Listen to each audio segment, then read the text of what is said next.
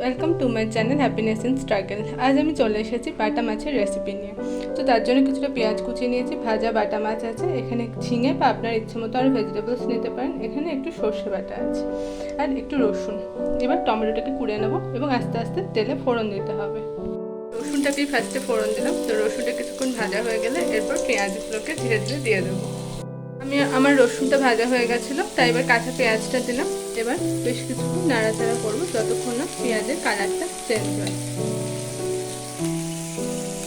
পেঁয়াজটা এখন অনেকটাই ভাজা হয়ে গেছে, আমি একটা লঙ্কা ভেঙে দিয়েছি। আপনারা প্রয়োজন মতো ঝাল এখানে অ্যাড করে নেবেন। পেঁয়াজটা আরও কিছুক্ষণ ভাজবো যতক্ষণ না পুরোপুরি কালারটা চেঞ্জ হচ্ছে। এবার ঝিঙেগুলোকে অ্যাড করলাম, ঝিঙেগুলোকে এবার কিছুক্ষণ নাড়াচাড়া করবো। তো আপনারা আরও যা সমস্ত ভেজিটেবলস আছে ইচ্ছা মতো আপনারা অ্যাড করে নিতে পারেন এখানে।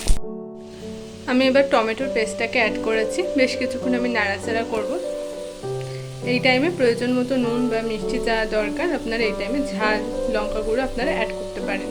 তো আমি বিশেষ করে প্যাকেটের মশলা ইউজ করতে পছন্দ করি না, তো তাই জন্য আমি এখানে কিছু দিচ্ছি না লঙ্কা গুঁড়ো। তো আপনারা চাইলে ইউজ করতে পারেন।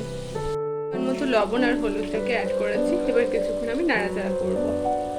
সে বাটার পেস্টটা আমি এবার অ্যাড করে দিয়েছি, এবার কিছুক্ষণ আমি নাড়াচাড়া করব। এর মতো জল এই টাইমে অ্যাড করলাম। তো এরপর আস্তে আস্তে ভাজা মাছগুলোকে এর মধ্যে দিয়ে দেব।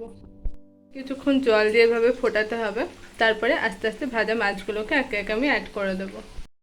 ভেজে রাখা বাটা মাছগুলোকে দিয়ে দিলাম। প্রায় আমি 5-10 মিনিট 3-4 মিনিট মতো আমি ফুটিয়েছি এর আগে ঝোলটাকে। তো চাপা দিয়ে রেখেছিলাম, এরকমভাবে চাপা দিয়ে রেখেছিলাম। তো চাপাটা সরিয়ে এবার আমি 4-5টা ভাজা মাছ আগে থেকে ভেজে রাখা ছিল, তো সেই ভাজা মাছগুলোকে অ্যাড করলাম। এবার আমি 2-3 মিনিট হালকা আঁচে ফোটাবো, ব্যাস তাহলেই কমপ্লিট। মাছটা একটু ফুটে যাওয়া পর্যন্ত অপেক্ষা করতে হবে। 2-3 মিনিট আমি ফোটালাম, ব্যাস কমপ্লিট হয়ে গেল আমাদের বাটা মাছের ঝোল। এবার আপনারা গরম গরম ভাতে এটা ট্রাই করে দেখতে পারেন এবং অবশ্যই জানাতে ভুলবেন না কেমন হয়েছে। Thanks for watching.